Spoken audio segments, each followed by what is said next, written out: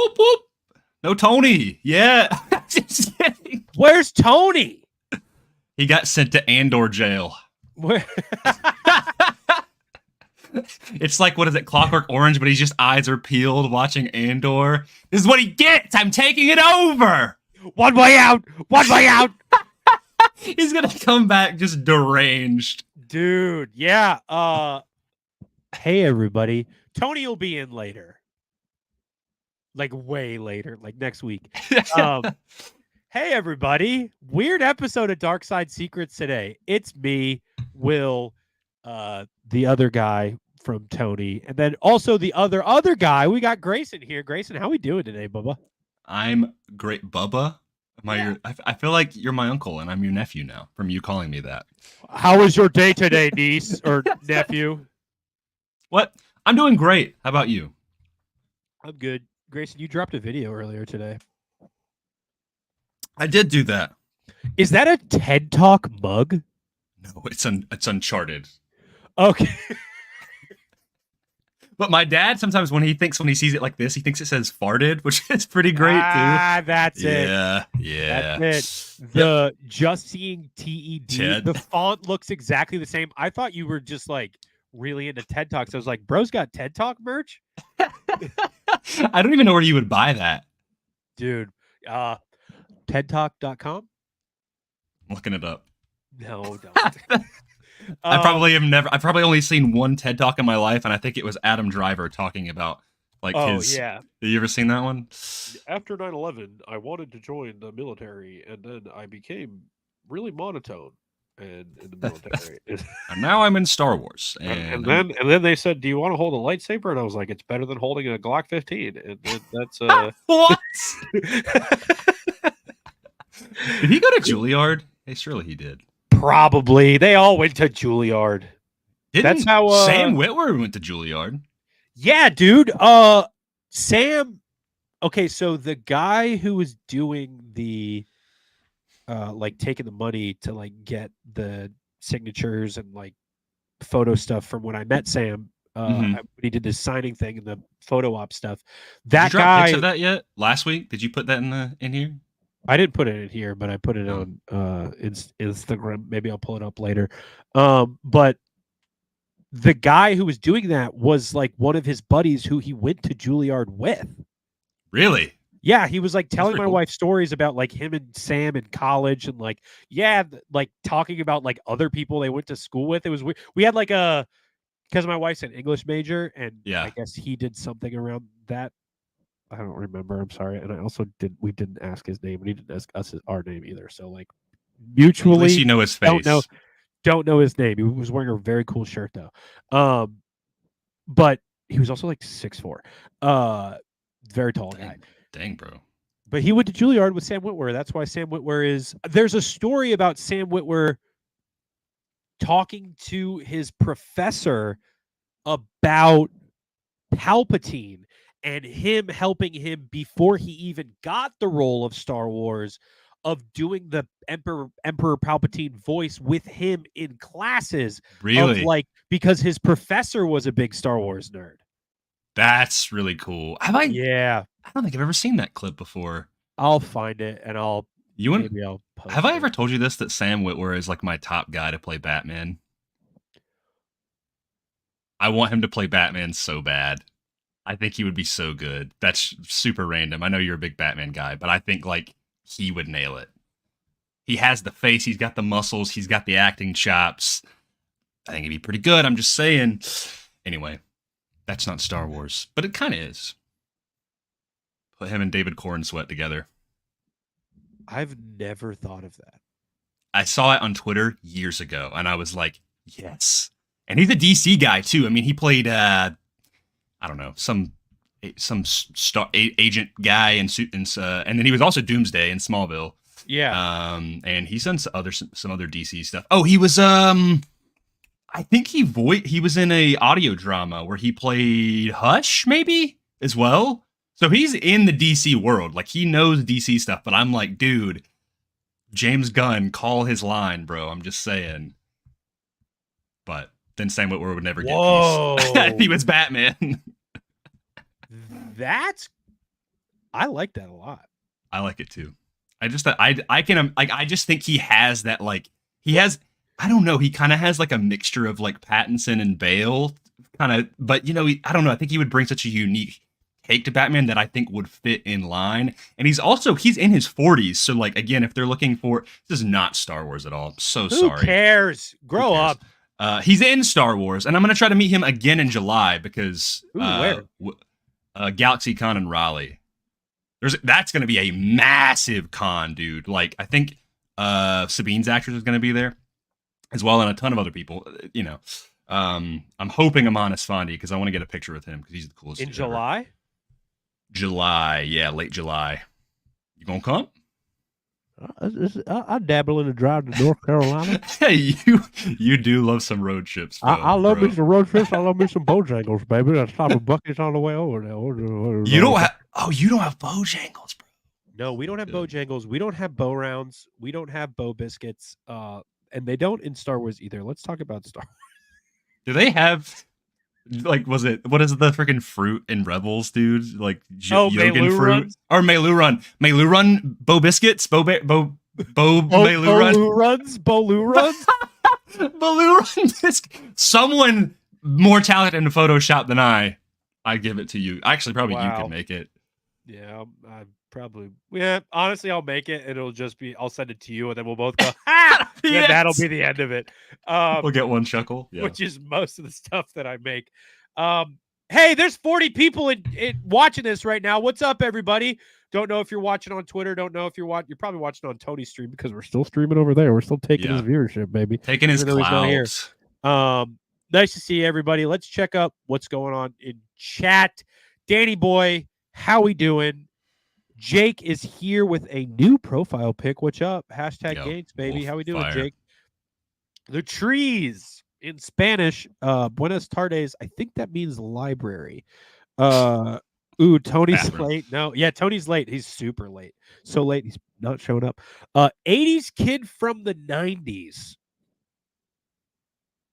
I think he's saying he loves 80s stuff, but he grew up in the 90s. Or she. We don't know. I'm a 1730s kid from the 90s.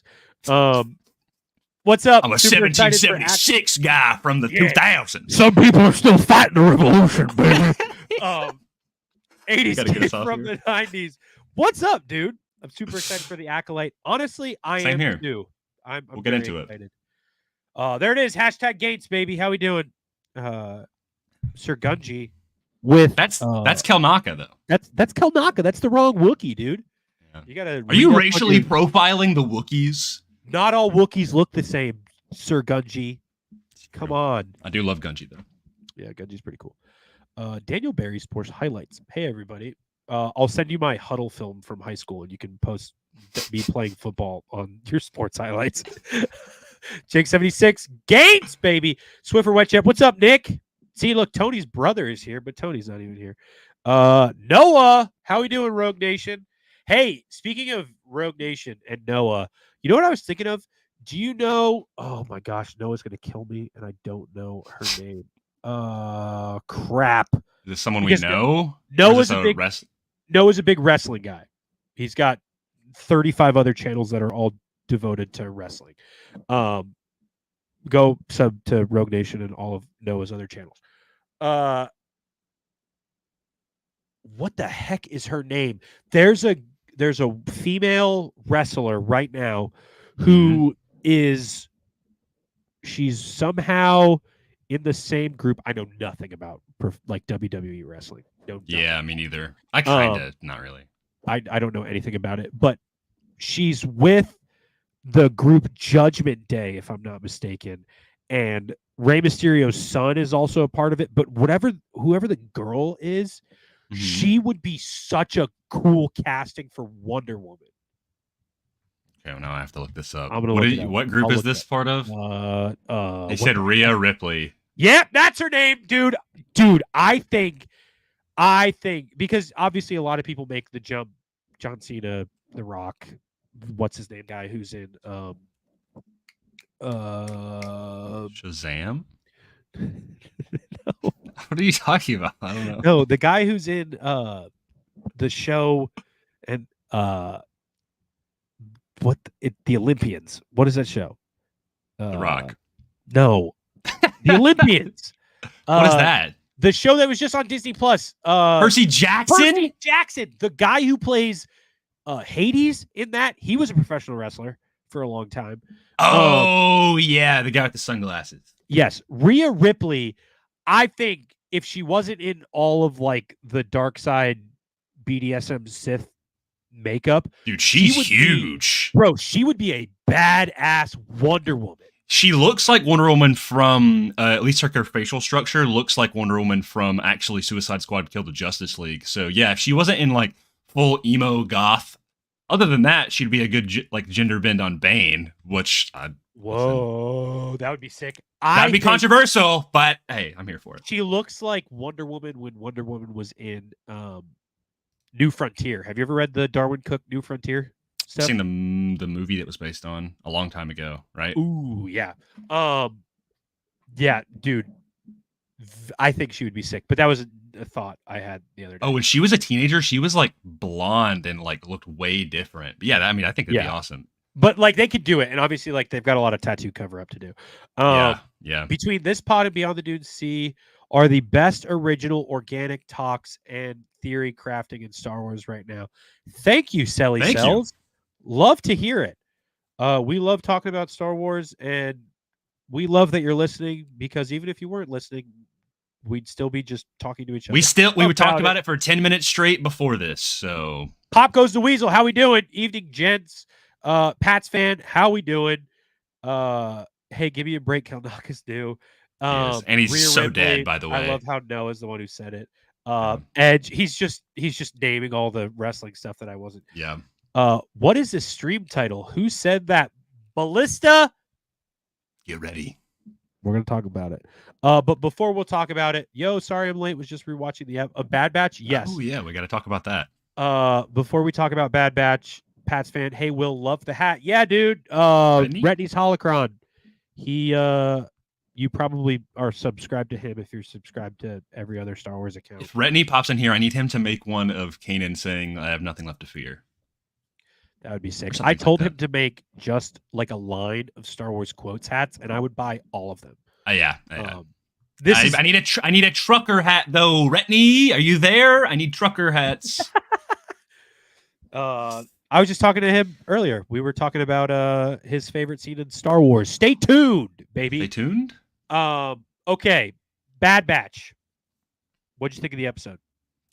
I was super brain fried from editing till like 5 a.m. last night, but I did enjoy it quite a bit. In fact, I loved seeing my boy Echo actually get to do a lot of really cool stuff.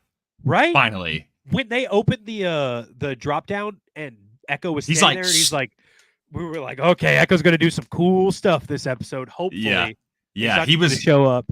He was on some Sam Fisher, Solid Snake like stuff, dude. Like he was sneaking around, flipping over crates. Like I was like, all right, Echo, where you been, my guy? Like, what's going on? But I love to see him. However, it is prime setup that because they're now.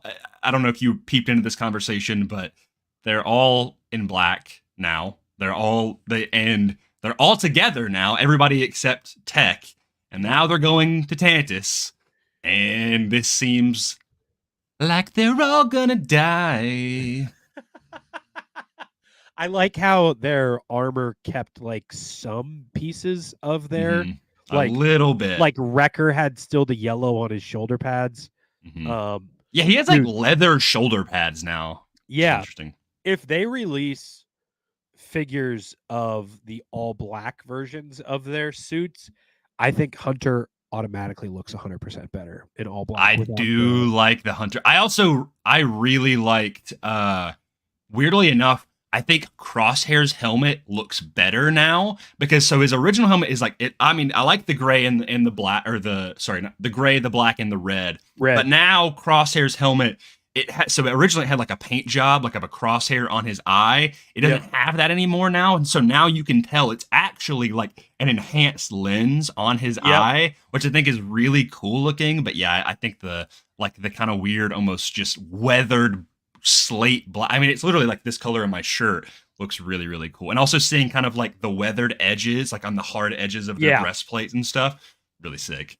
I'm not the biggest fan of Crosshair's helmet, regardless. A lot of people don't. Yeah, his it's not phase 2, but like phase 2 Crosshair when he's his Imperial outfit, dude. That's gas. So bad, gas, bro. So good. I want that figure. I'm only upset that it's only like a $20 figure, and I'm like, you know what? I kind of want it. The thing is they reused his shoulder from his first set, so he has the pointy thing, but his his Imperial armor just has regular shoulder pads, and I'm like, how hard would it be to like remove that? I don't know. Just snip it off, sand it down. I don't know. Yeah, yeah. That Imperial armor is fire. I always think of it. It's like the prototype for the Death Troopers. I will continue to say I think the best helmet of the batch is Tech,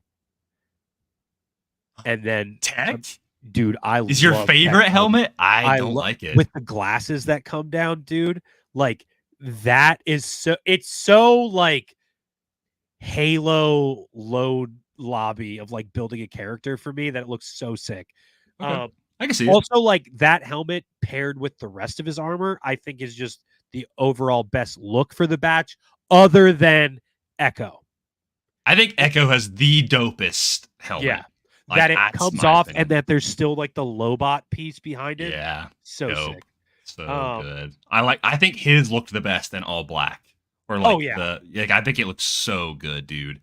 Again, also though, I'm wondering what were your thoughts on the episode? I guess I didn't ask. Well, I mean, I liked it. I thought it was very cool that Echo is back. I thought, like, obviously they're setting them up for bad is coming. What the emphasis of bad in Bad Batch? Yeah, they're not called a Bad Batch for nothing. Something bad's gonna happen. They're all going to Tantus finally. Yeah. I do think it's interesting that what's his name? Not Yularen. Rampart is still with them going to Tantus. Yeah. Not expecting that. But honestly, what's most interesting to me, and from season 1 to now, it's a complete reversal. The stuff with Omega is the stuff that I'm most interested in when I watch these episodes. Dude, her like devising a plan to get out, like of her kind of just immediately going in and then wrangling these kids together and being like, we're going to get out of here. I'm going to help us get out of here. Like, I was like, she has learned a lot from her brothers, and I really love that. Very, very boba of her to do all of that stuff with the sneakiness. Yeah. Oh, she's like, she was kind of excited about it. You could tell. She was like, yeah. And they were like, but you're not going to have enough time. And she's like, I like a challenge. Like, yeah. Very cool. Also, we got the names of the other kids. Sammy and Baynard is the Baynard is the baby, and then Sammy is the Pantoran girl. Okay. Someone messaged me today, and they're like, so those kids are for sure going on the path, right? And I'm like, I would assume. They might. You know what would be interesting? 4. You know what would be interesting? This would be such a loose setup for the future. But what if considering we're getting like the whole cloning stuff tied to Palpatine and everything, and I'm sure we will get answers by the end of that. I'm almost certain we will. It would be interesting if those kids were some of the first. Maybe we've got another 20 years ahead of us. Be interesting if they were students of Luke eventually, or they probably are older than Luke at this point. If they would they be older than Luke? They're probably dead, but still, it'd be cool. It'd be a cool setup. What year does Bad Batch take place? I think we're at this point, like, we know it's pre-Fallen Order, which is 5 years after, so Luke would be younger, actually. Because, and the reason we know that is because Fallen Order takes place 5 years after, and they're already in the full Stormtrooper armor, but I still think it sets up a path. This takes place before Fallen Order. Yeah. Okay. And Fallen Order is how many years after Order 66? 5 years. That's it? Cal is 18, yeah. Oh, okay. He's 13 when Order 66 happens, yeah. So if this takes place before, Luke's probably like 3.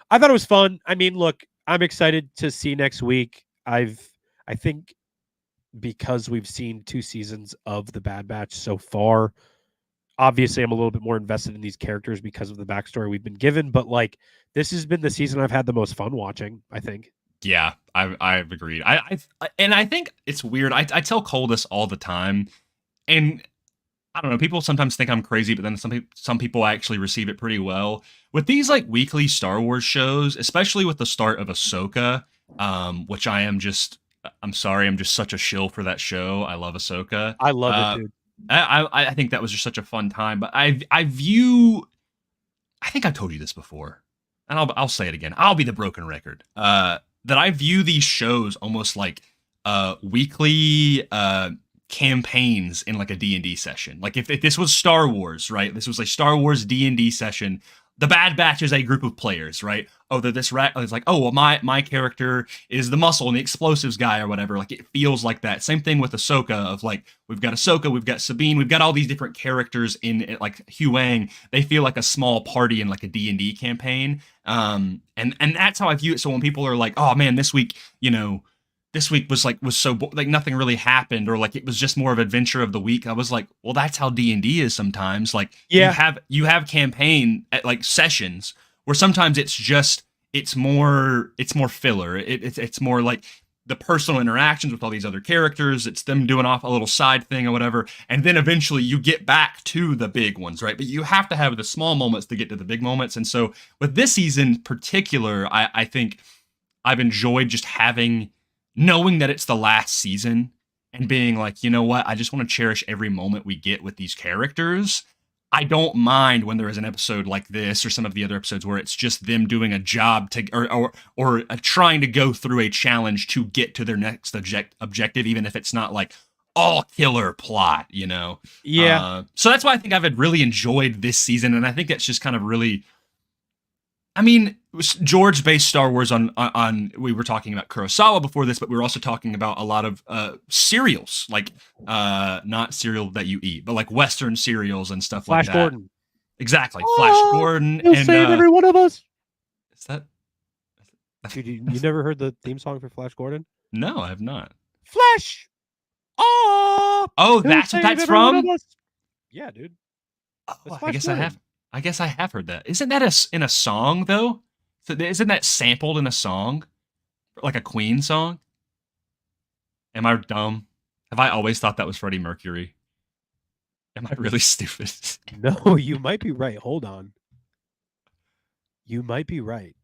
I'm looking it up. You mean the Flash? Yeah. The Flash.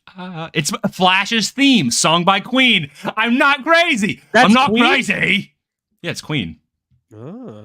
Yeah, it literally is. Dude, you just learned me something good right there. Taken from the Flash Gordon theme. So yeah, they sampled it. Yeah. Oh, it was for the 1980 film.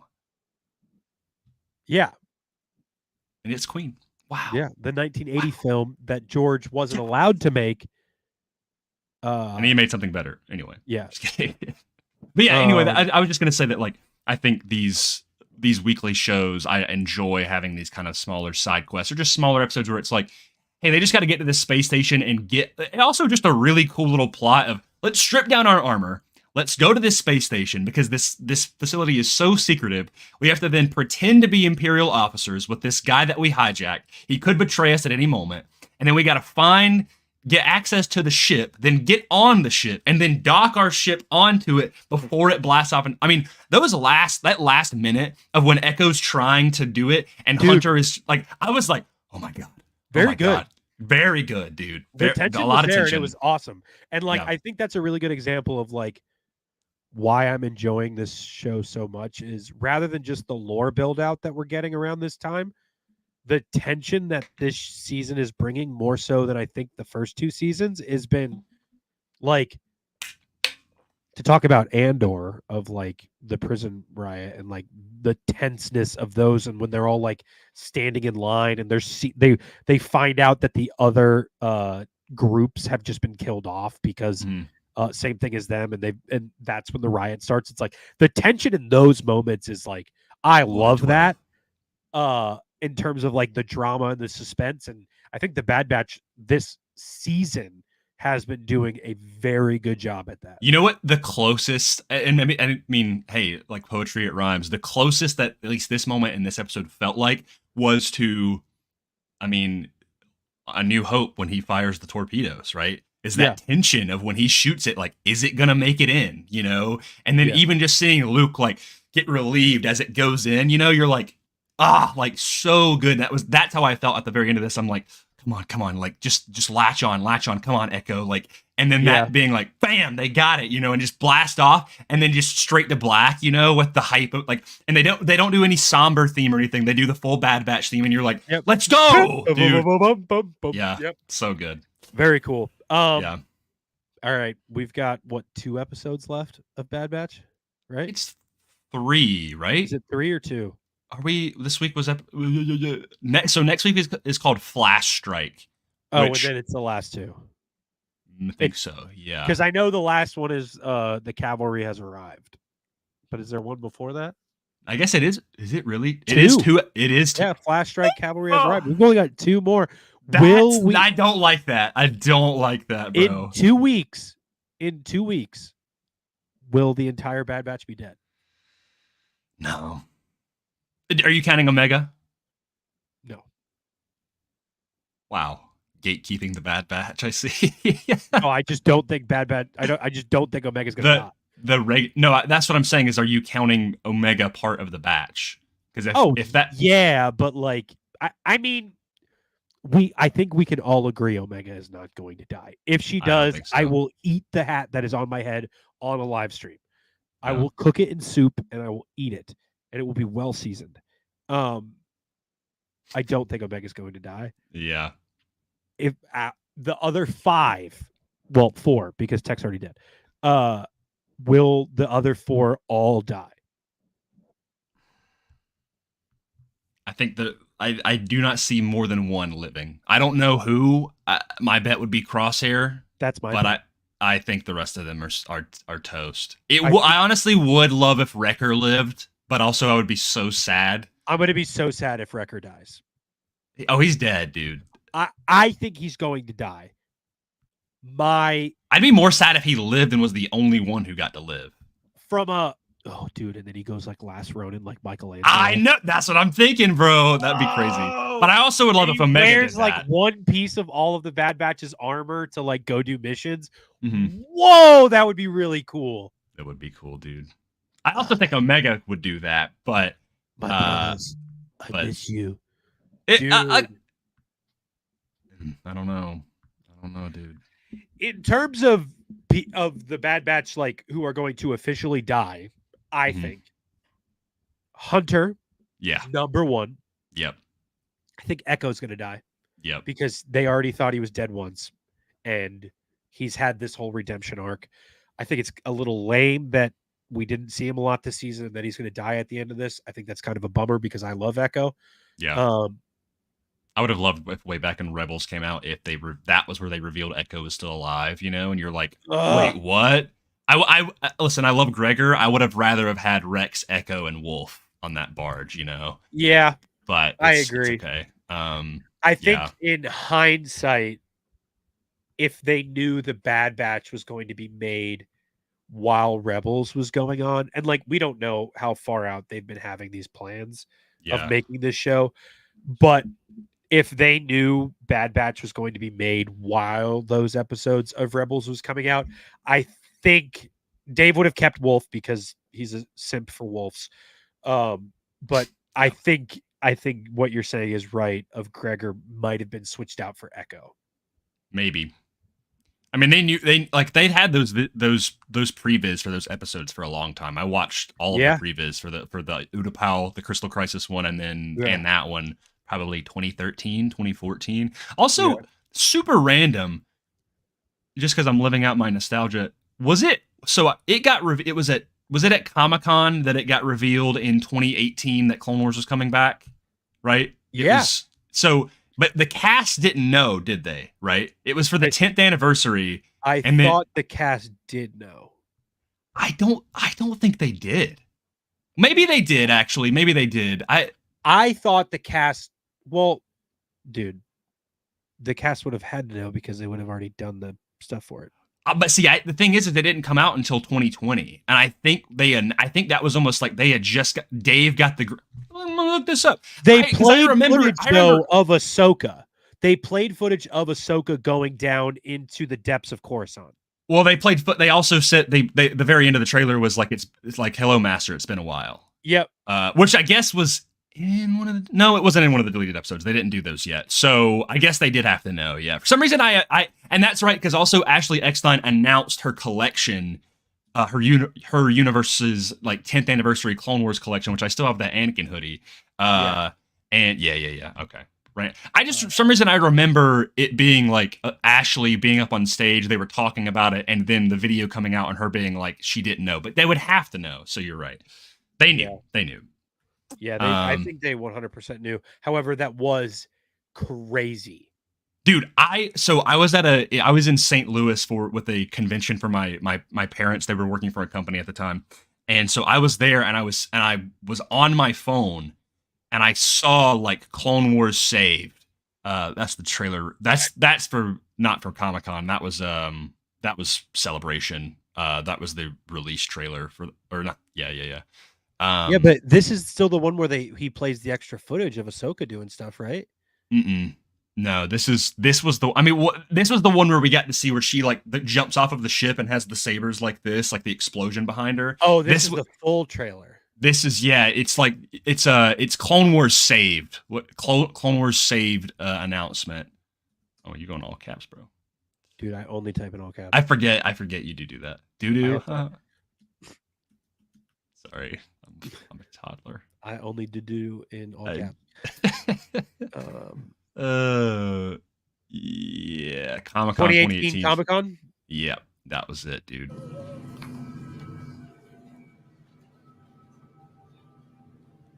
They were saying that this was like war does not come with a guarantee.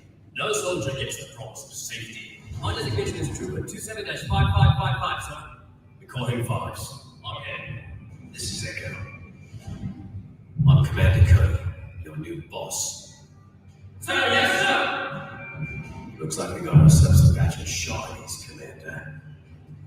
Look around. We're one of the same. Same heart, same blood. Your training is in your blood. I was born for a fight. That is ideal. This time is our war.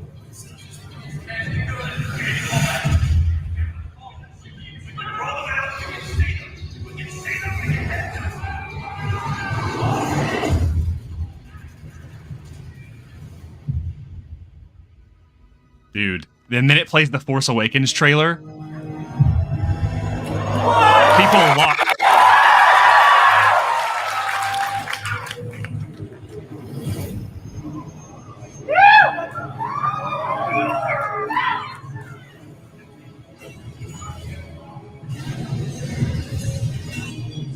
Dude, I have chills watching it right now. I know, dude.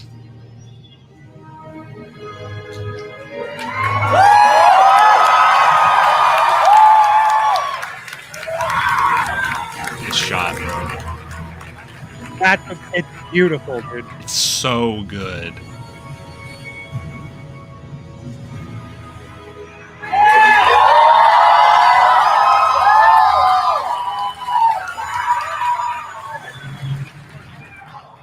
All right, Max. It's so important that you brought us all the way back here.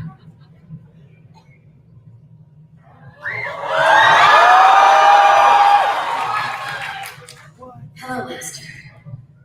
It's been a while. So good.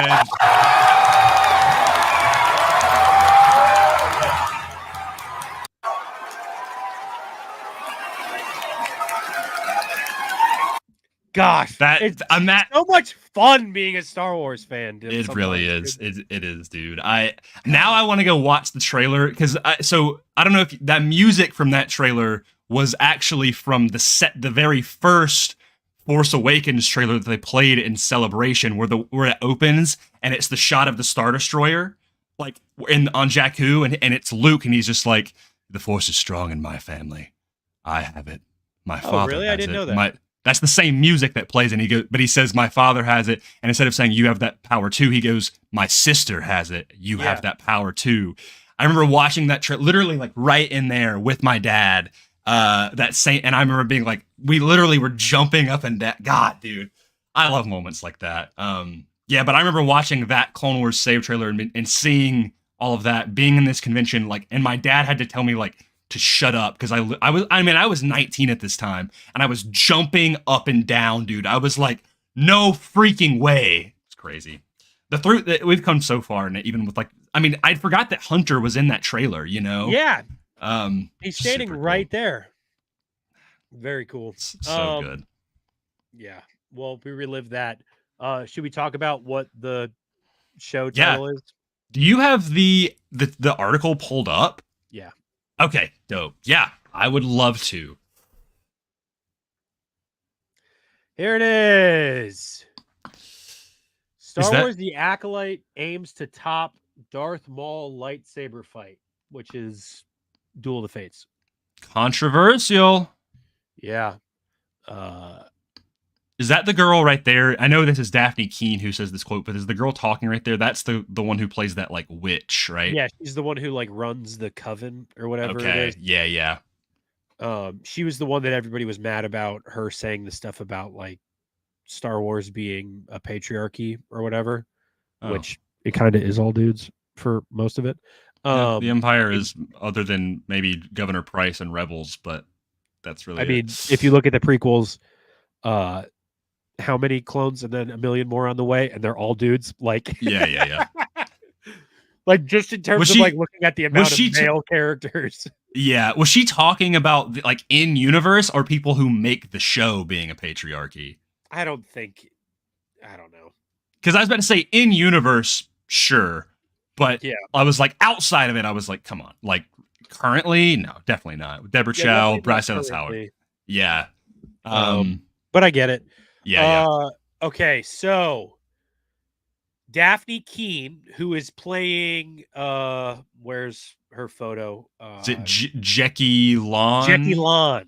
Yeah, she's playing Jackie Lon in The Acolyte.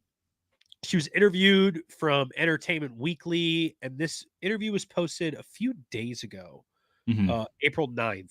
Oh, not a few days ago, like over a week ago, April 9th.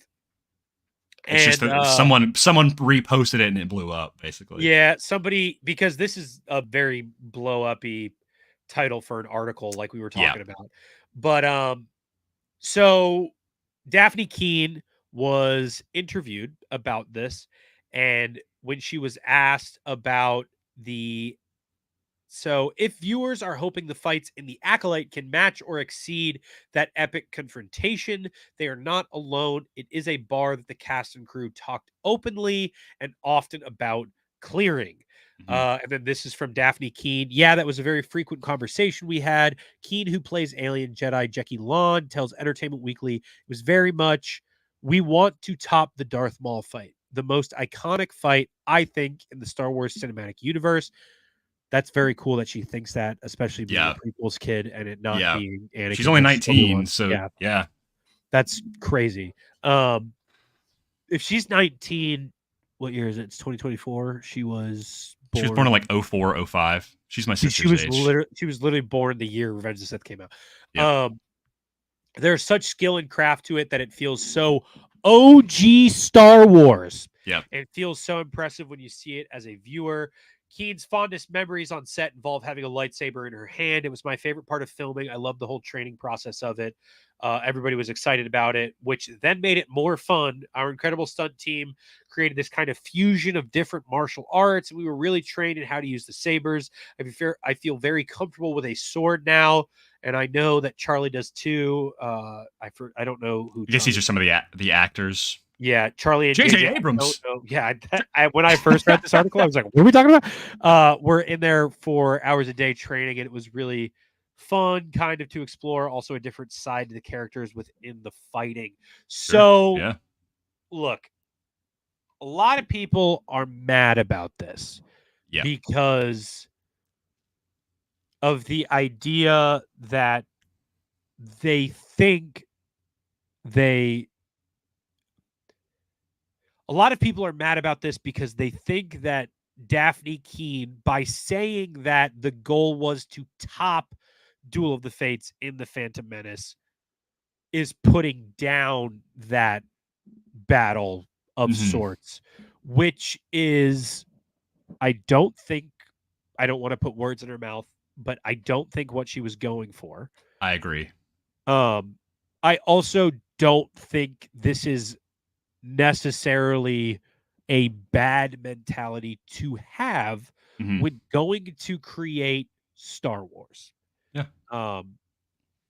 Personally, we were talking about this earlier. We talked about it earlier in the week in our group chat, but like, if I'm setting out to make Star Wars, if I'm giving the blessing that I get to create Star Wars at some point or at any point, even the smallest amount of Star Wars, and I get the idea for some great project, I'm going to go into it with the idea that what she says here, we want to top the Darth Maul fight. I think the word that people are hanging on is top. Top, yeah. That makes him that people are taking that as putting, like you said, putting it down, stomping on it, like, we're gonna top this fight, right? We're gonna do it better. When we talked about it, I personally, and again, maybe she could have used. She clearly has a huge reverence for this. She calls it OG Star Wars, like you said. She grew up with these movies.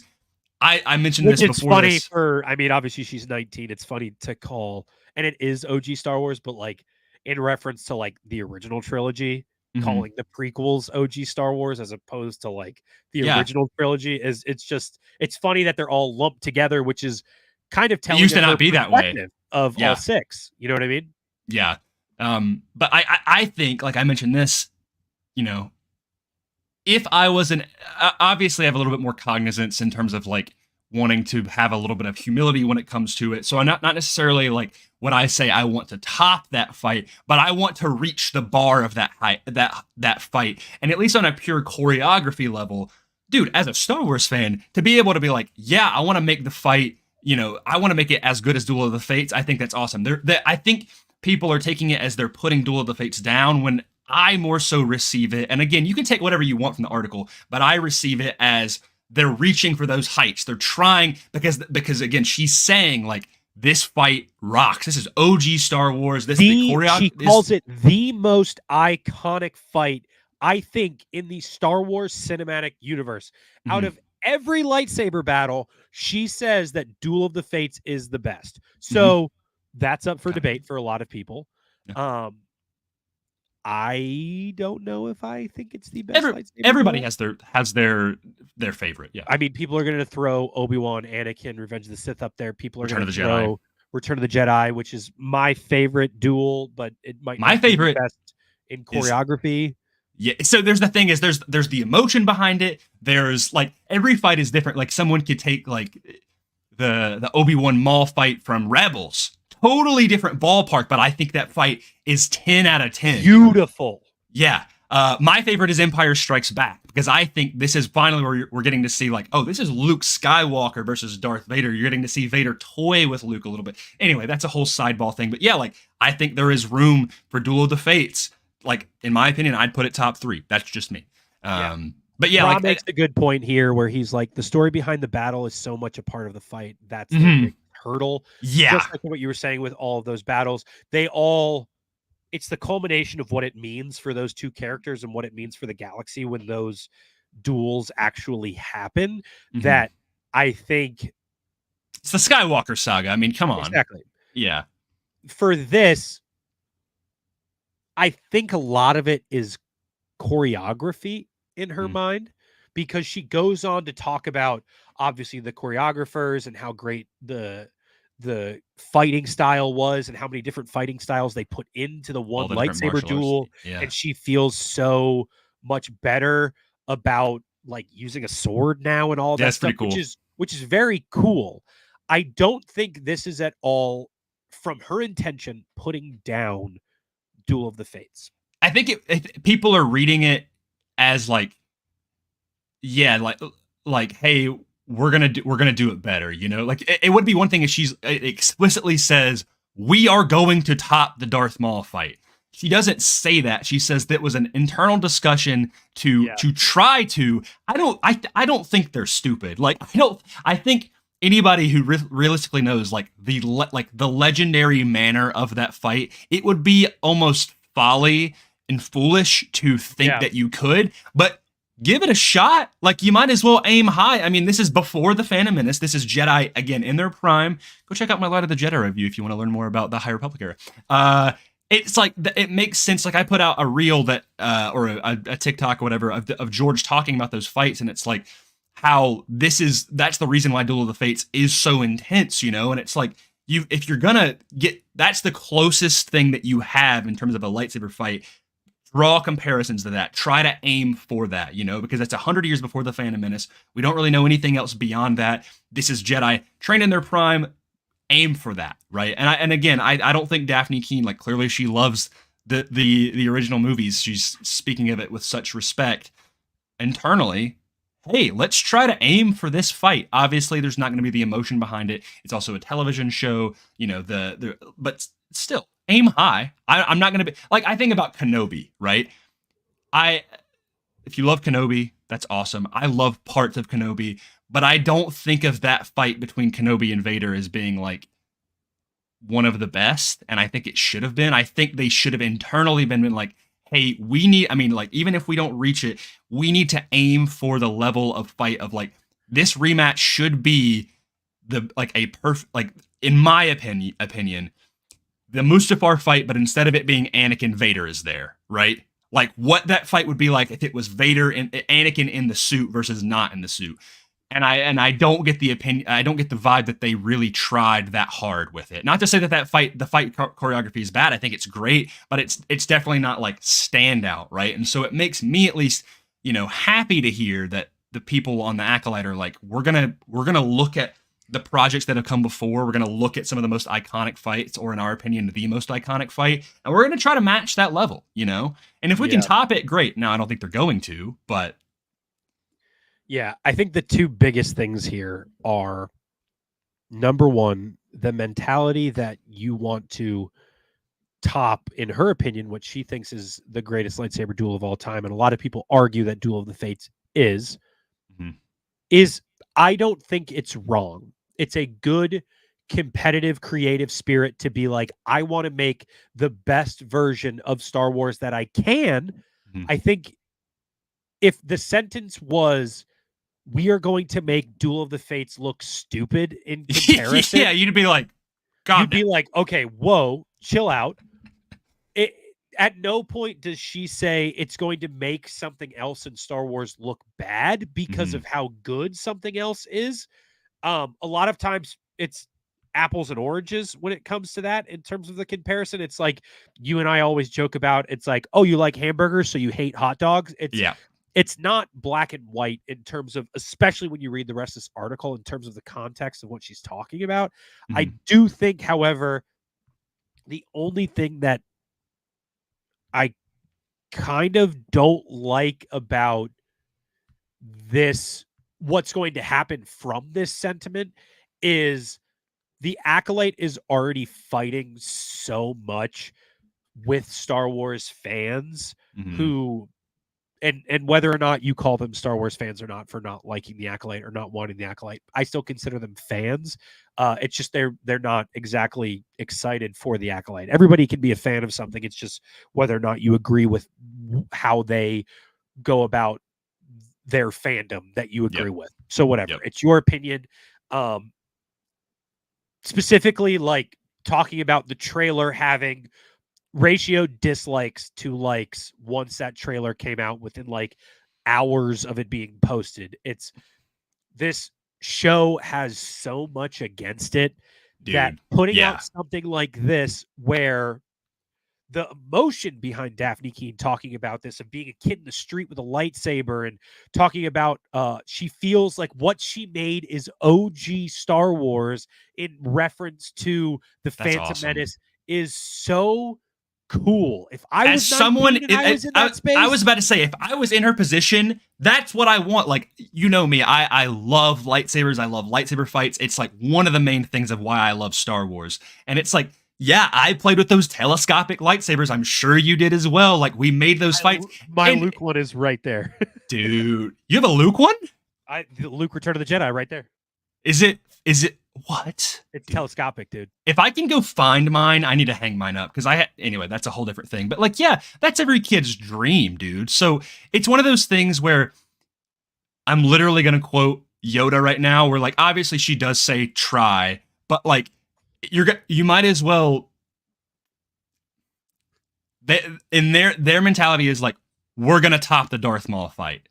And what Kanan says about do or do not, there is no try, is obviously you can say you're going to do something and you can fail, but if you say you're going to try to do something, then you already think you failed, you know? And it's like, I don't like and I'm like, I don't think they're going to succeed in topping Duel of the Fates. But I appreciate that they are confident enough to at least attempt it, right? You know? While also, from her perspective, at least from the only person who has talked about this, while also honoring the fight that she is talking about comparing it to. Yep. Which is extreme, which is like, for anybody who goes into new info about something from Star Wars being made, and there's somebody new coming into Star Wars, and it's somebody who hasn't made Star Wars before, there's always like this litmus test for people who are like, well, what if they're not Star Wars fans? We all have different opinions on whether or not somebody as a Star Wars fan is good, pro, or bad, con for what the creation of Star Wars is. You look at somebody like Tony Gilroy, dude was not a fan of Star Wars, made Andor. Like, regardless of if you like Andor or not, you have to understand like just the incredible television that it is. Yeah. Wasn't the biggest fan of Andor at first. Upon first watch it all throughout again when I binged it as like a full season watching experience. I loved it way more. Mm-hmm. Also, while those were coming out, like the Prisoner episodes, I loved those episodes. It was great. The episode where they flee from that base with all of the Imperial credits, like you're talking about the heist on Aldhani? Yeah, that's incredible. Dude, Star so Wars. Good. Yeah, and like people, and the Andor argument of whether or not Andor is good. There's people who like it. There's people who don't. Who cares? Like, if you don't like it, cool. Yeah, if I don't you care. do like it, I rag on cool. Tony, but listen, at the end of the day, I don't care that he doesn't like it. You know, it's again, it's not black and white. Like some people think like it was when Ahsoka was coming out, dude. People were getting on Ahsoka. There's a lot of Ahsoka haters, right? Because it's not like Andor or whatever. And so all these Andor haters were like, oh man, this is not real Star Wars. You know, Andor is real Star. And I'm like, first of all, that's kind of wild. But also, I'm like, can I not like both? You know, can I not think Ahsoka is great and Andor is great? You know, they're two different types of shows. So I like that. I think her saying this, I'm immediately more excited for her character because I can tell, like, I don't really know a whole lot of the actors in this show, but I think now hearing her say this, I'm immediately more enthused by her character and just her in this role as a fan than maybe some of the other ones, you know? Yeah. I mean, outside of Daphne Keane, who was X-23 in Logan, and Jonas, the guy who's Kalnaka, he was also Chewbacca in Solo. Mm-hmm. And then Lee Jung-jae, who was in Squid Game. Like, outside of that, and not Amanda Stenberg, the one who's holding the green lightsaber, who's like the main Jedi. Carrie, whatever, from Matrix. Carrie Ann Moss. Yeah, she was in the Matrix. Yes. Like, they're in other stuff, but they're not like people who I was like, whoa, they're going to be in Star Wars. I am excited to see them. I also, and come at me if you want, this kind of makes me excited for the Acolyte. I agree. I think this adds to my excitement that there's an actor who's a 19-year-old who grew up on Star Wars, just like every other fan of Star Wars outside of the people who were born and were adults in 1977 when Star Wars first came out. Everybody else from then to now has pretty much grown up on Star Wars, right? Mhm. Different Star Wars here and there, whether it's the prequels, the sequels, the OT, the Clone Wars babies, whoever it is, people have grown up on Star Wars. People will continue to grow up on Star Wars from then now through the rest of time, right? Yep. Until the sun blows up the earth. Yeah. People are going to continuously grow up on Star Wars. For Mhm. somebody who has grown up on Star Wars to get to make something that the goal was to exceed the bar that the Phantom Menace Duel of the Fates, which is Dave Filoni calls it the moment in Star Wars from the Mandalorian behind the scenes Dude, love table that read. And conversation. if you've never watched Dave Filoni, I'm sure you have if you're a Star Wars fan. If you're in here, the 52 people in here, you're probably sweaties like us for Star Wars, so you've probably heard him talk about it. But like that fight means so much to the history of Star Wars, to Star Wars fans, people who are coming back. It's the 25th anniversary of the Phantom Menace, like people seeing Star Wars for the first time in theaters, those kids who were alive going to the theaters. I was too young to go see episode 1 at that time. Like, this is a dream come true for her. Yeah. And to go into a Star Wars project as a Star Wars fan with anything other than the open-mindedness that the show could be good, it could be bad, but let's at least give it a chance before in our head we cast judgment of whether or not the show is going to be good or not. I cannot wrap my head around it if you claim to be a Star Wars fan. Yeah. I understand wanting to defend what you love in Star Wars. I just don't understand putting down something that you haven't even seen yet. Yeah, there was because of your love for something else, I guess. There's a comment, and I'm like, immediately my response is, "Oh, you've seen the show." It was if you're in the chat here, hey man, welcome. He said the hair or Maul's ass, I guess on Maul's ass, is better than all of the Acolyte. Have you seen the Acolyte? Yeah, I don't know. Like, I was like, please let me know how it is, because we haven't seen it, you know? Yeah, and also Sir Gunji cooking right now. He said, the mere notion of saying you want to top Duel of the Fates is complimenting it. If you said she want to improve the fights because they haven't been good enough, that's an insult. Exactly. Bingo. Exactly. She's not saying that she wants it to be better than Duel of the Fates because Duel of the Fates is bad. She says dude, the fact that she says that this duel, whatever she's talking about, or the duels in this show, makes her feel like OG Star Wars, and the Star Wars that she is referring to is the prequels, is so... It's an outstanding feeling of excitement that I have for this show and what we could possibly get from this. Like, read the whole article. Obviously, if you just read the title of Star Wars The Acolyte, it's rage baiting.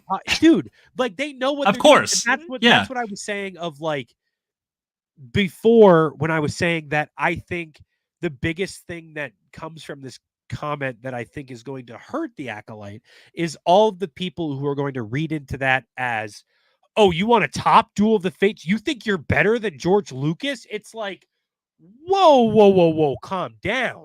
Yep. Let's actually read the article. And here's a wild thought. What if it actually is better than Duel of the Fates? That'd be crazy. Will, if that happens, are you going to be mad? If that happens, I am going to be so stoked, which is exactly, as a Star Wars fan, why do you not want the new Star Wars to be better than all of the other Star Wars that has come out before it? Why do you not want that? Why do you see somebody saying the Star Wars that we are making, we want it to be better than all other Star Wars that has come before, and think that that is a bad thing? How? You are a Star Wars fan. You want the best thing possible. You are living in the past. Kylo Ren, I do not like the sequels, but here it is. The past, let it die. Yeah. Like he says, take my shirt off, pull my pants up really high by my nipples to say that. But like, and I'm really not a fan of the sequels. So sorry to do a Kylo Ren quote for everybody who's like, he's a Disney jail. But you are. I probably am. And look, hey, here's the thing. If you're gonna comment that I'm getting paid by Disney to talk about this, show me the money. Yeah, because I'm not. And I would love that. I would love that mouse moolah, baby. Here is the rudimentary mentality that we have. We are Star Wars fans. We like when Star Wars is good. We will hope that Star Wars continues to be good. We will acknowledge when it is not good, but we are not going to prey on the downfall of Star Wars because we love Star Wars and we want to see it thrive. I don't believe in the mentality of, as a Star Wars fan who loves Star Wars, hoping that something is bad, right? I will listen. Let's keep stacking. Let's keep building. Let's keep this meatball rolling. You know what I'm saying? Like, let's make the best. Let's top Duel of the Fates. Let's top Return of the Jedi. It is my favorite It is my favorite movie of all time. It's not my favorite movie of all time. Butch Cassidy and the Sundance Kid is my favorite movie of all time. Oh. But Return of the Jedi is a very close second. I love Return of the Jedi. It's my favorite Star Wars movie by a landslide. I hope The Acolyte is better than my favorite moments in Star Wars and gives me moments in Star Wars that become my favorite moment in Star Wars because I am a passionate Star Wars fan. Mm-hmm. I want that so much. And I think where I have to give the fans who put stuff like this down credit is I think other fans want this too. Yeah. It's just the mentality of putting down other Star Wars to raise up the Star Wars that you already love. It doesn't. Like you already love it. You already love it. It doesn't make it any better. It's like, it's some of those people that like, I can't help but roll my eyes when I see this, but like at the end of the day, it's valid when people are like, the sequels aren't canon. Well, they are canon, but they don't have to be your Star Wars, you know? Your like, head canon is going to be the best canon. So yeah, whatever's like, going on in your head, cool. Have it that way. But if you're going to ask them like actual terms, they are. Yeah, that is just the way it is. But again, you don't like, if you just want to keep the one through 6 in your mind and say Heir to the Empire is your sequel trilogy, by all means, like, I'm not taking that away from you. You know, Star Wars The Force Unleashed is very key in my Star Wars. It's not canon. Like, I'm not sitting here being like, it is canon. Like, it's just, it doesn't take away from it. I actually had a conversation with this about it with Ashley Eckstein when I went to South Carolina Comic-Con. So I went to, I have the clip of this. I forgot about it. I've been busy with the Light of the Jedi thing. I will get this out for people to all see.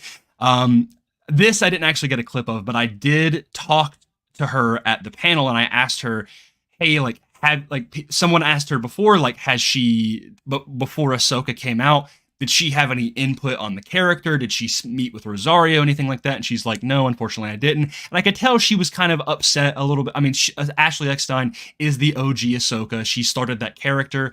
And so then I asked her, I was like, in the same vein, and like, have you got to meet Ariana Greenblatt? Like, have you gotten to see, like, because she was kind of playing a closer version of your Ahsoka, you know, of your younger version. She's like, no, I actually haven't got to meet her either, but I really hope I get to. Like, I have met Rosario after Ahsoka has already come out, and it was a wonderful discussion. But I could tell, like, reading her emotions, like, she definitely was a little bit hurt by the fact that, you know, she wasn't consulted. And, like, I get that. That's totally valid. And so, like, I felt like, she didn't need me to say anything, but I did. And so when I went to go meet her, she was like, we talked yesterday. You asked me the question at the panel. I was like, yeah, I did. I was like, I actually felt bad asking that question after hearing your response. She's like, you don't need to feel bad. Like, again, these projects are so secretive, you know, like, they don't have to get me for anything. She's like, but obviously, naturally, like, I have such an attachment to Ahsoka. Like, part of me wishes they would. And I was like, trust me, I get that, right? this also connects to James Arnold Taylor. I'll get to that in just a second. And I was talking to her, and I was like, I can imagine, like as a fan, or as like this, the kind of the pioneer of this character that you want to be consulted as, like, but at the very least, like, what they are doing with Ahsoka is only adding to what you have done. It is not taking away from it. Like, you will always be viewed as the original Ahsoka Tano. And anytime you will always be viewed as Ahsoka. Yeah, like the thing is and Rosario and Ariana Greenblatt will. Exactly. She's like, I'm like, you are all part of that legacy of that character. Just because they added onto it and like you say you weren't consulted doesn't take away, because again, no, anytime they need the voice for Ahsoka, they're getting you. They like, we had already seen live action Ahsoka before Tales of the Jedi came out, and they didn't get Rosario, they got Ashley. And so in that same vein, I was talking to her, I was like, the legacy that you have, like, you are part of so many people's Star Wars. You are part of my Star Wars. In the same way, James was talking about the 03 Clone Wars. And he was talking about that's how that he got his debut into Obi-Wan. And he seemed a little, and I didn't get to talk to him about it directly. He was talking to another fan, but I wanted to talk to him, and I told her, I was like, James was, yesterday was talking about 03 Clone Wars and how it's not canon anymore. And I was like, but at the end of the day, it doesn't matter. I was like, to me, I love that. I love that micro series. Him as Obi-Wan. If that did not happen, he would not have met you. He would not have met Matt and Dee, and he wouldn't have had this entire legacy as Obi-Wan, which is still going on today. And even though it's not canon, those things that are legends, those things that may be obscure, are still part of Star Wars, of so many people's specific Star Wars that have touched them. Don't let yourself think that these other things, that just because something is canon and legends, or this performance is here and you're you weren't talking, like, you are such a monumental part of Star Wars, and you will continue to be until the end of time. And it was nice being able to tell, like, I could tell she perked up after that, because I was like, bro, you are Ahsoka, dude. I was like, and same way Rosario is and Ariana is, and like the same way that Obi-Wan performance in the micro series is just as awesome as what his performance is in the Revenge of the Sith game in 2005, or in Battlefront 2 from 2005, or the Clone Wars movie from 2008, or the Clone Wars show, or whatever, right? Anyway, there's my tangent. It's the example that what you just said makes me think of is there's that clip of Hayden Christensen being asked, they're like, oh, a Clone Wars show is coming out. Are you doing the voice of Anakin? And he's like, they didn't call me. And and everybody's like, what? Like, they didn't ask. Why did they ask Hayden Christensen to do that? Blah, blah, blah. This is the worst. Like, okay, I get it. Mm-hmm. But from not talking about would they, shoulda, coulda, the perspective of Hayden being a little bit hurt by that means that he cares about the character, which all you can ask for is that they care. You know what I mean? Like, yes, I want the best Star Wars possible, and no, do I want to see something that I don't like? Obviously, I want to see what I love in Star Wars and the things that I think that make Star Wars great. And everybody does. According to us, I want to see my Star Wars, but I also just want to see Star Wars. Yeah. And for somebody to see new Star Wars and then feel like they are being attacked or like put down or not connected to the new stuff, I feel bad, because I know how that feels as somebody who's not the biggest fan of the sequels. I completely understand that perspective, but that also doesn't mean that you're always going to feel that way. Yeah. And I'm just going to look down real quick. Because you can read what's on my hat. If you are always focused on what is bad about Star Wars, it's always going to be bad for you, because your focus is determining the reality that Star Wars is always bad in your head. Yep. If your focus is, I'm going to go open-minded into this and I'm going to give it a chance, and hopefully, maybe it'll be fantastic. I really hope my focus is to see great Star Wars. Maybe you will have a better experience in your reality of actually watching it than when you go into it automatically thinking that you're going to hate something. That's all I ask. And look, I know we've turned this into a little bit of a soapbox where we're talking about this, and sometimes that happens. But it's intrinsic to the whole Acolyte debate happening right now. Exactly. That people have already turned their brains off to the show because of these comments or whatever. And listen, that's fine. You're allowed to do that. But like, all I ask is, if you love Star Wars, I want you to enjoy Star Wars. I cherish the times as a fan when Star Wars came out, whether it was a book, a video game, a TV show, whatever. It wasn't, oh, is this going to be good Star Wars or bad Star Wars? And yes, I was a kid, but to me, it was like, oh my gosh, it's more Star Wars. It's the Old Republic. It's the Force Unleashed. It's the Clone Wars movie. And oh, now it's a show. Oh, there's a video game tied in with that. And now, like, I'm not dumb. Like, I know there's things, like, I critique Star Wars, but at the end of the day, like, just because one thing that I don't like exists, like, I could rattle off some things that I don't like. It doesn't take away from the things that I really do love, you know? And there's always something you can find. The Dark Disciple book does not make me less excited to see Asajj Ventress in exactly more animated stuff. I want to. I don't like the Dark Disciple book. It's not my favorite book in Star Wars. It's probably my least favorite book in Star Wars. But I gotta agree. I'm still excited to see more Asajj. Dude, I was talking about it with Retney earlier. And from the interview, because I was speaking to him earlier today, but like, I have Luke Skywalker's lightsaber tattooed on my arm. Not the Skywalker saber, but his saber from Return of the Jedi. Luke Skywalker's saber. That is the saber that he ignites when the whole fleeting shadow thing happens in The Last Jedi. Mm-hmm. People ask me when they're like, oh, who's your favorite Jedi? And I say, or who's your favorite character in Star Wars? I will always say Luke Skywalker. And they go, oh, even in the sequels? Luke Skywalker is my favorite character of all time.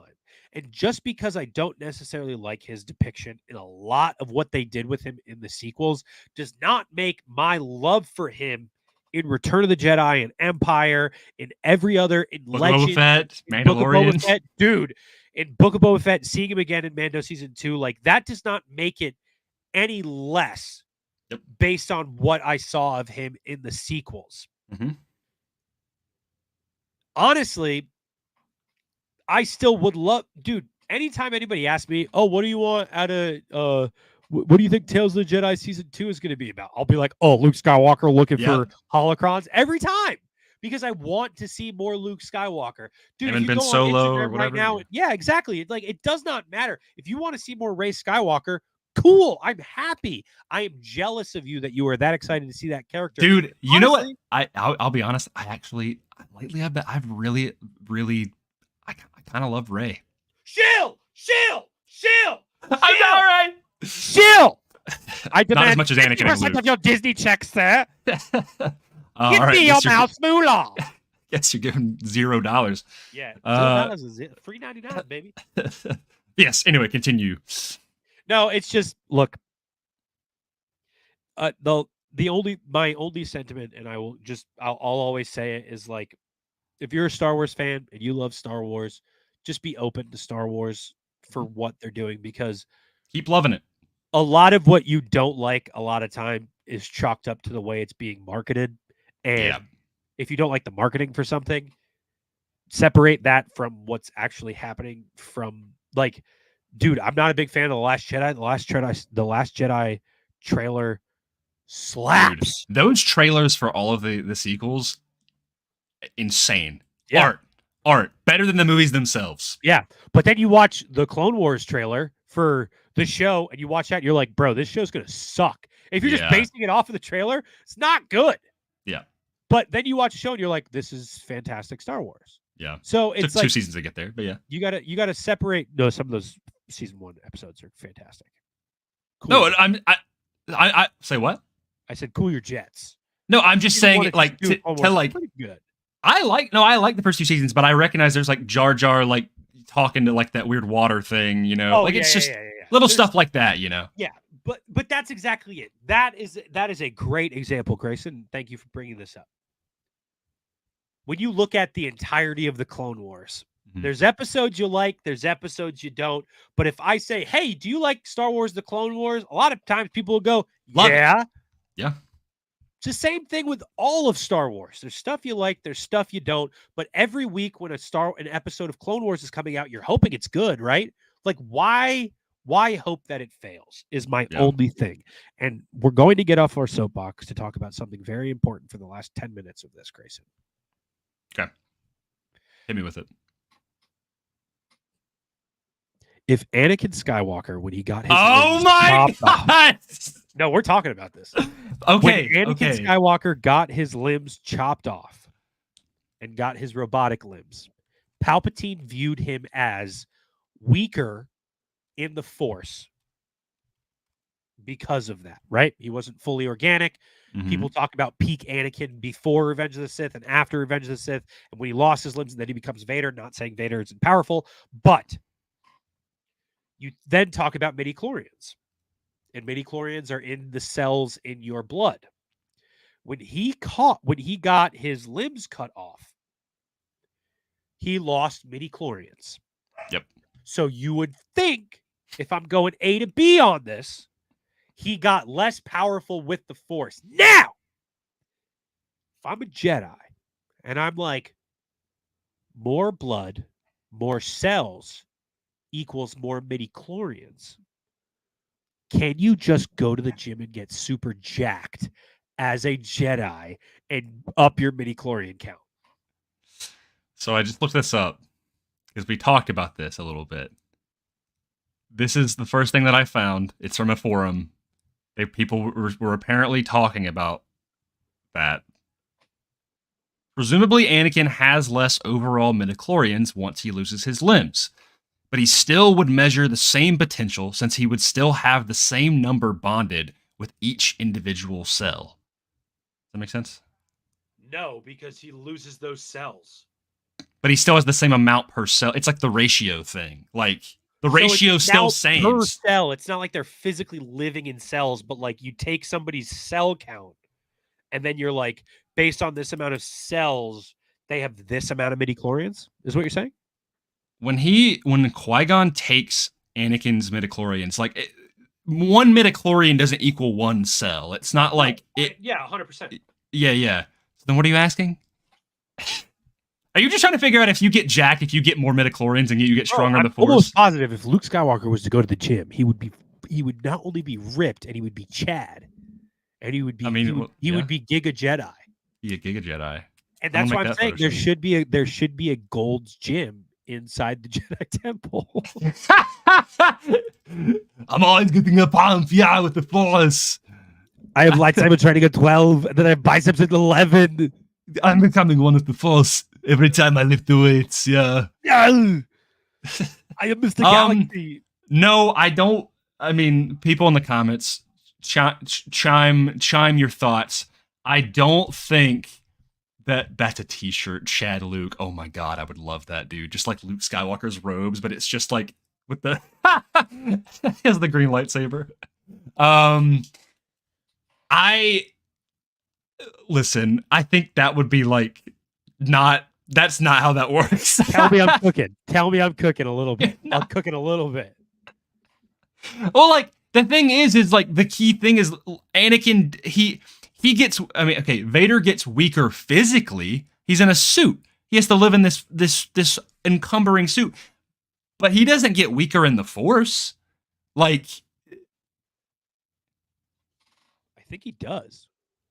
Because Palpatine even talks about what he's doing as Vader compared to what he does as Anakin is like night and day. That's just because he's giving more into his rage. If Anakin with full arms, full limbs continued to give into his rage the same way that he did post his losing his limbs, bro, he would be so much more powerful. What are you saying?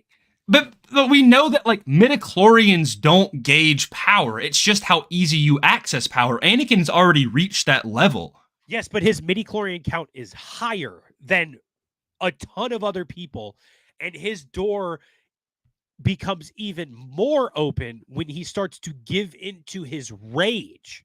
So his midi-chlorian account, I keep saying that's not, but like giving into your rage doesn't increase your power in the Force. It's just how you use the Force.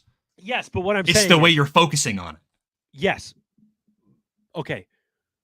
Anakin being You're okay. You're telling me that Anakin, Yeah. if he didn't lose his legs and arm and other full arm, and just became Vader regularly, would it be more powerful than Darth Vader in the suit? He would be more powerful, but not in the Force. He would dude, he's hopping better around at checkers. Dude, it's all about the physical nature. Like, it's the same way when Plagueis, he got harmed. It is about the physical nature. He got weaker, but again, I'm not talking about his actual midichlorian. I'm not talking about in the Force. I'm talking Anakin would be able to move faster, to use his lightsaber faster, to actually be physically stronger, because he's not in a however much weighed metal suit with robot legs and a respirator. You know what I'm saying? He is physically damaged, but what he does with the Force does not change. What we see with Anakin's feats and Vader's feats are relatively the same. It's just the way he's using the Force is different. The way he uses the Force as Vader is pure rage. His midichlorians don't dictate that. He's already trained. He already knows how to use the Force. It just was super easy for him. It's not obviously he had to get used to the suit, but him using the Force, once he got used to that, it was still the same. It was just it's the same playing field. It's just different translation. I don't know. Okay. So Obi-Wan, for example, super powerful in the Force. Yoda, physically smaller. Yeah, super but if powerful you in the chop Force. Yoda in half, he's going to be less powerful with the Force. No, he's not, dude. That's not how the Force works. So what you're taking right now is you're taking the literal definition of what midichlorians people thought that was when the Phantom Menace came out. The door is already open for Anakin. He already knows it. His midichlorians getting lessened does not affect that anymore. Let me say the ratio is still the same. Hold on. I'm going to pull up from the there is not a piece of lore in Star Wars where he gets what? The living Star Wars encyclopedia himself, Retney's holocron. Okay. I messaged. Did you ask him this? I asked him this. And he said, laughing face, if your muscles get bigger, do you create more cells? Yes. Sure, yeah. Because midi-chlorians are counted per cell.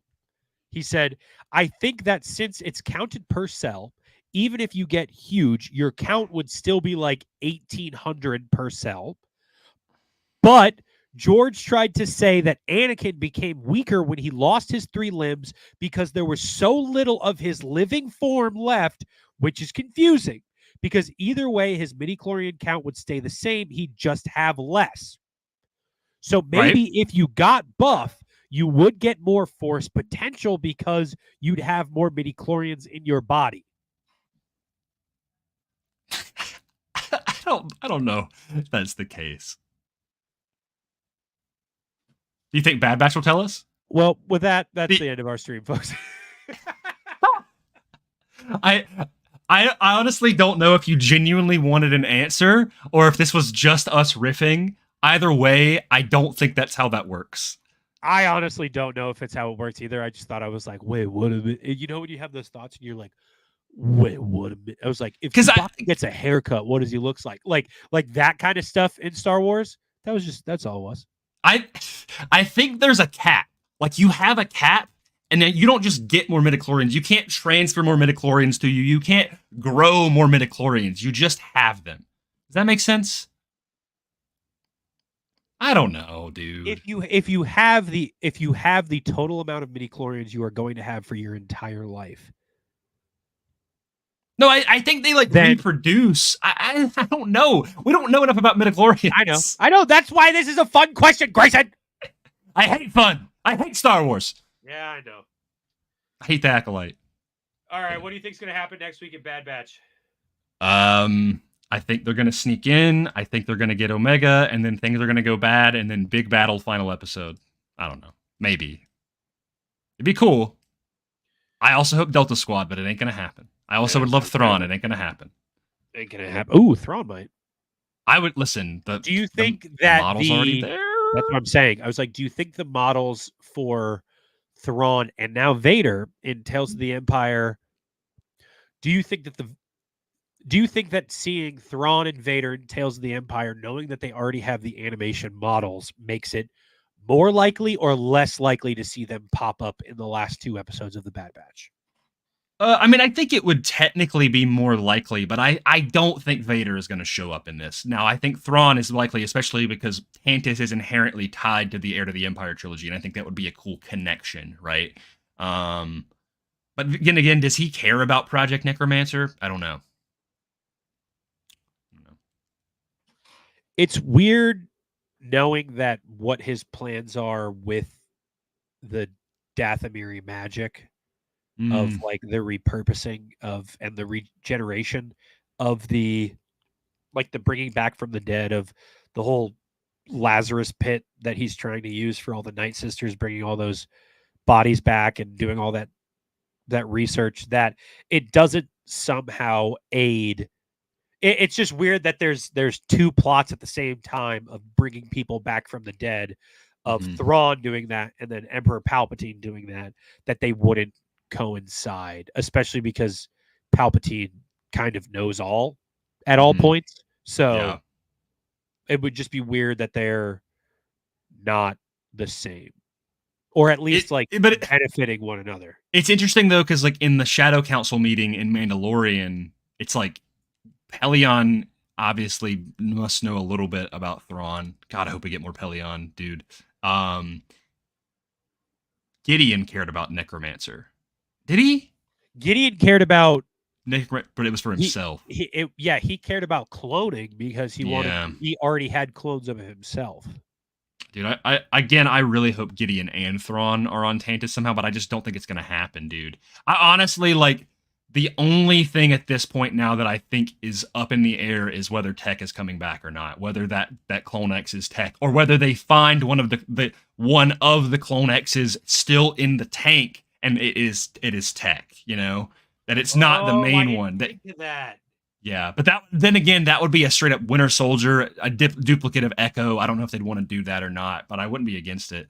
I know some people are really against it. It's just as long as it's done well, you know, which would be interesting. Whoa. But then again, that would be Echo all over again. Where if Tech is the only one alive, that's just Echo again because he lost Fives, he lost he lost his brothers. So I don't want them to really repeat that story. When Tech is like cloning Tech, cloning Tech. That's what I thought you meant. Of like they go into whatever the CX clones. Like the vat that they're being used for, and there's like a secret wing where there's a bunch of tubes and they all kind of look like Tech. Yeah, and he is the mold for the new CX clones, where like they already have that and they're like technically advanced and they have a higher they're like smarter than other clones. I mean, Tech he's already kind of robotic as a person. Him being the template for the Dark Troopers would be super cool. That's what I'm saying. I like the idea of Tech is dead, but they've been cloning him. They're like, and they're like, we have to take this down, you know? Yep. Like we gotta sabotage blow this. up all of. They're like, is that? I like that. Tech? That's and good. They have to blow up all of the vats of.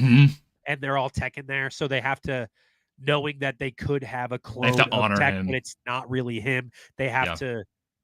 They didn't kill him at first, but they have to, like, in a way, end Tech's line of even remotely coming back, even though he wouldn't have Tech's memories and all of that stuff. Yeah, they're just like empty vessels of Tech, basically having having the brain, having the because we know that Tech is actually a really good shot. He's the second best shot next to Crosshair, so. He would be a really good template for that, especially with his more robotic-like brain. So the idea of them turning him into they're like, oh, we're gonna make Tech is the template for the Clone X's. You know, I'm not against that. And then that creates kind of an interesting double line of Tech isn't really alive, but they're still it makes sense why people thought it was Tech, but it's not really Tech. You know, that's a good middle ground, I think. I don't know. Like Crosshair or one of the Bad Batch knocks off the CX clone's helmet and it's Tech's face, but it's not actually Tech. I like that a lot, actually. Yeah, because people would be like, "No, it's Tech. He's alive," but then the crushing weight of like, it's not really him. Yeah, you it's know? not even Tech mind wiped. It's just a clone of a clone. Yeah, yep. I like that a lot. Be kind of cool. Well, I don't know. I'm scared. yeah, that's really it. And all we Yeah. can do is watch. Hey, everybody. Grayson just dropped a new video today. If you are interested in going to watch some Star Wars content, Grayson, you want to tell the people about that video? Yeah. So I teamed up with a group of people on Instagram, some really cool book enthusiasts, Star Wars High Republic enthusiasts.